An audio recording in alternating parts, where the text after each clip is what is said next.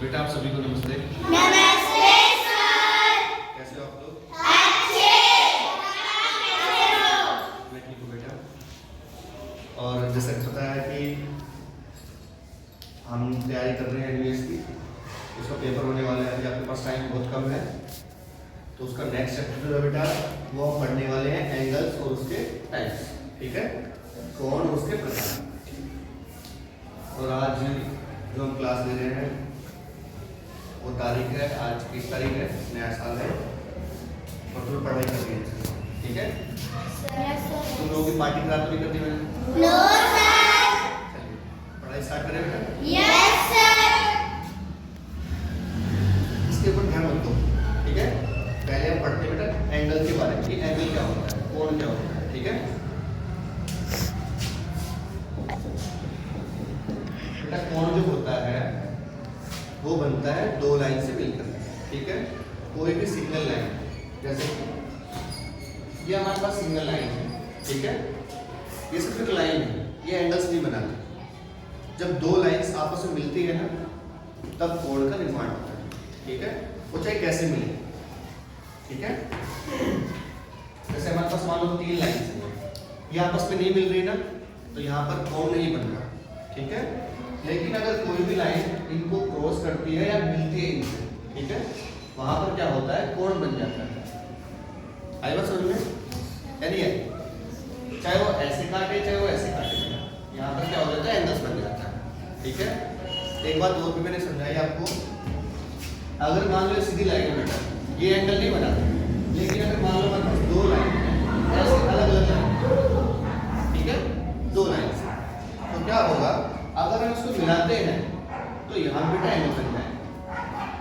आई बात समझ में? लेकिन एक सिंगल लाइन कभी एंगल नहीं बना, ये ध्यान रखना।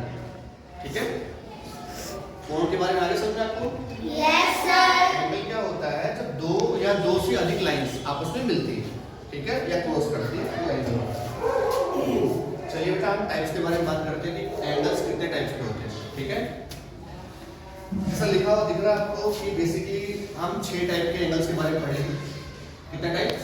6। उसमें पहला आपका न्यून कोण जिसको बोलते हैं एक्यूट एंगल, दूसरा हमारा समकोण जिसको बोलते हैं राइट एंगल, तीसरा है अधिक कोण उसको बोलते हैं ऑब्ट्यूस एंगल, चौथा है ऋजु कोण जिसको बोलते हैं स्ट्रेट एंगल, और पांचवा है प्रतिवर्ती कोण रिफ्लेक्स एंगल, और छठा है संपूर्ण कोण जिसको बोलते हैं कंप्लीट एंगल। ठीक है बेटा, अब इसके बाद हम पढ़ेंगे इसकी डिग्री कौन कौन सी होती है। ठीक है बेटा, कितने डिग्री कौन होते हैं। ठीक है, सबसे पहली बात तो जो एंगल्स होते हैं बेटा वो कंप्लीट जो होता है वो 360 डिग्री होता है। कितना होता है? 360 डिग्री। अब जो ये सारे एंगल्स जो हैं वो सारे 0 से लेकर 0 डिग्री से लेकर के 360 डिग्री के अंदर होंगे। ठीक है, आगे बात समझ में?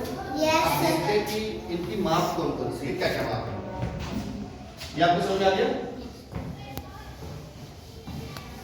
चलिए, जो हमारा न्यून कोण है पहला, ठीक है, क्या है?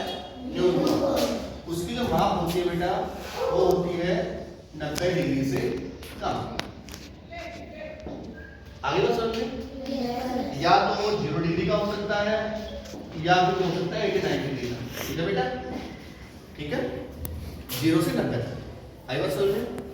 दूसरा जो होता है समकोण एंगल राइट एंगल, वो होता है बेटा 90 डिग्री, बिल्कुल एग्जैक्ट 90 डिग्री। ठीक है, देखिए जैसे मान लो ये हम एक लाइन ये हो गया हमारी, एक लाइन ये हो गई। ठीक है, ये बिल्कुल हमारा 90 डिग्री हो गया राइट एंगल। ठीक है, अगर इससे थोड़ा भी यहाँ पे होगा ना बेटा, और ये सारे के सारे एंगल्स यहाँ तक वो सारे आपके न्यून कोण होते हैं, मतलब कि 90 से कम। ठीक है, तीसरा जो होता है अधिक कोण, ठीक है, जो कि होता है 90 डिग्री से अधिक, 90 डिग्री से अधिक और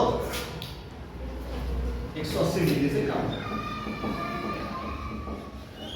ठीक है, 90 डिग्री से अधिक और 180 डिग्री से कम, मतलब 90 से और 180 के बीच में सारे एंगल्स जो होते हैं ना, ठीक है, 91 से लेकर के और 179, इसका मतलब ये होता है। ठीक है, वो सारे एंगल्स बोलते हैं अधिक कोण। अगला आता है ऋजु कोण, इसको बोलते हैं स्ट्रेट एंगल, वो होता है बिल्कुल 180 डिग्री एग्जैक्ट, ना तो 179 और ना 181, ठीक है, बिल्कुल एग्जैक्ट 180, ठीक है। अगला जो होता है हमारे पास प्रतिवर्ती कोण, रिफ्लेक्स एंगल, ठीक है।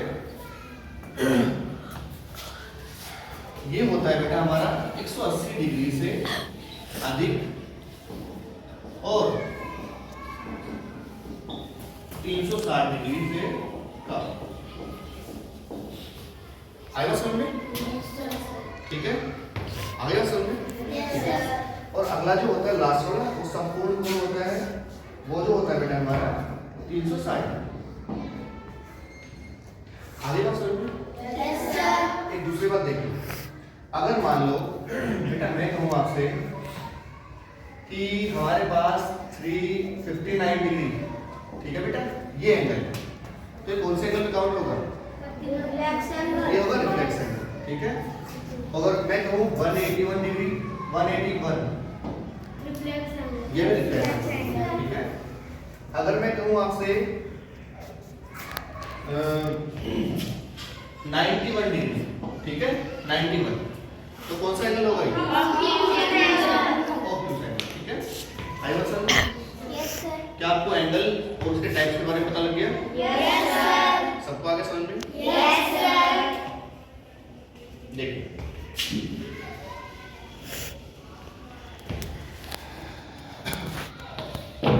सबसे पहली बात देखिए, मैंने आपको बताया न्यून कोण, ठीक है। न्यून कोण का मतलब होता है 90 से कम, ठीक है। 90 से कम का मतलब होता है 0 से लेकर के और 89 के बीच सारे के सारे वो होंगे हमारे न्यून कोण, ठीक है। और जब 90 आ गया, 90 आ गया, तो वो हो गया हमारा समकोण। हो गई बात समझ में? अगला देखिए,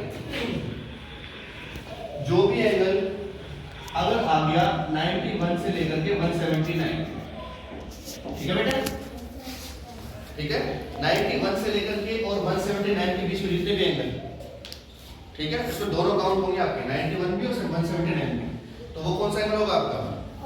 अधिक कोण, ठीक है बेटा, ऑब्ट्यूज एंगल, ठीक है। उसके बाद बारी आती है 180, वो हो गया आपका स्ट्रेट एंगल, ठीक है। अब जो एंगल आता है 181 डिग्री से 359 डिग्री, ठीक है, उसमें दोनों काउंट हो गए आपके, 181 डिग्री भी और 359 डिग्री भी, वो आपके सारे कौन से हो गए? Reflex angle. और उसके बाद बारी किसकी आती है? 360, ये हो गया आपका कंप्लीट। आगे बात समझ